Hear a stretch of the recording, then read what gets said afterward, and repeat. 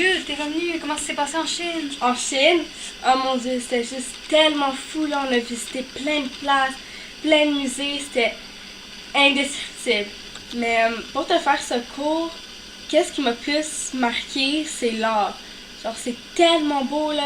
Par exemple, est-ce que tu savais que juste un jardin, c'est considéré comme de l'art? Oh mon Dieu, vraiment? C'est trop Yeah. chill. Ok, je te raconte ça. Dans les jardins de Chine, on recherche souvent à atteindre la nature idéale où, contrairement à ce que l'on pourrait penser, la symétrie n'est pas exigée. Lorsque les premiers jardins furent leur apparition, seulement l'extérieur importait.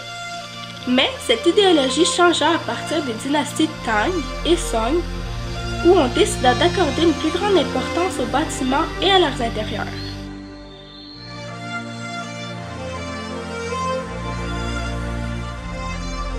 Pour ce qui est de la poterie, c'est un art qui consiste à modeler l'argile en lui donnant la forme voulue pour ensuite la cuire et la durcir.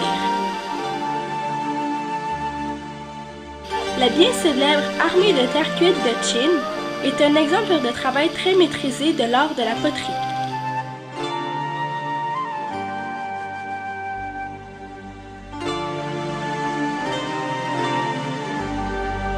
La céramique et la porcelaine sont deux grandes catégories populaires en Chine, car elles datent de plus de 8000 ans et ont traversé plusieurs dynasties grâce à leur élégance. Grâce à la création des poteries tricolores, l'art de la terre devint très populaire durant la dynastie Tang. En gros, c'était ça, là. J'ai juste tellement aimé ça. Ça va être des mémoires qui vont rester dans ma tête pour toute ma vie. C'était magique. Oh mon Dieu, faut tellement que j'aille en Chine un jour, ça a l'air tellement chill, tellement passionné. Mais à la maison.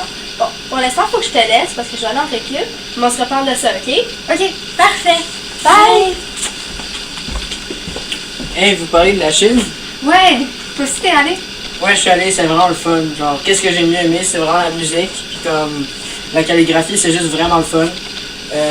Comme la musique, genre, les instruments sont tellement différents les uns aux autres. Genre, comme ils ont tous un son différent. Puis on voit vraiment qu'ils sont, genre, c'est vraiment des musiciens talentueux. Puis ils sont vraiment dedans. Puis genre, ils focusent vraiment sur ça. Mais c'est juste vraiment le fun parce que c'est la bonne musique. Comme, c'est vraiment le fun. Et aussi la calligraphie que j'ai aimé.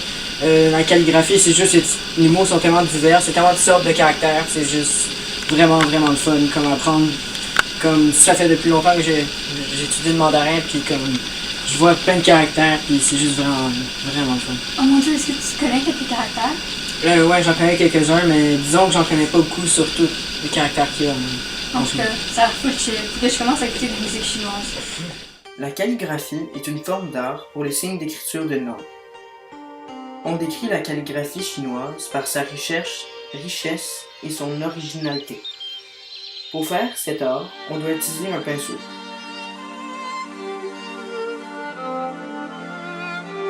Anciennement, on utilisait des os de bœuf et des carapaces de tortue. La calligraphie se pratique sur du papier de riz ou sur de la soie.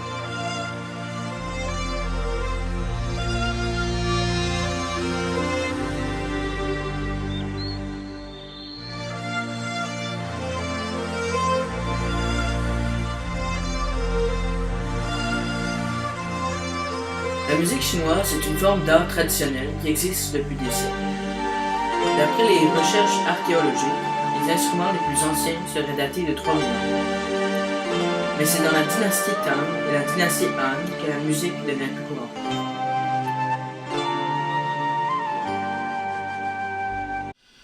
En tout cas, merci d'avoir partagé tes expériences de Chine avec moi, c'est full chill. Je vais y aller un jour après l'université.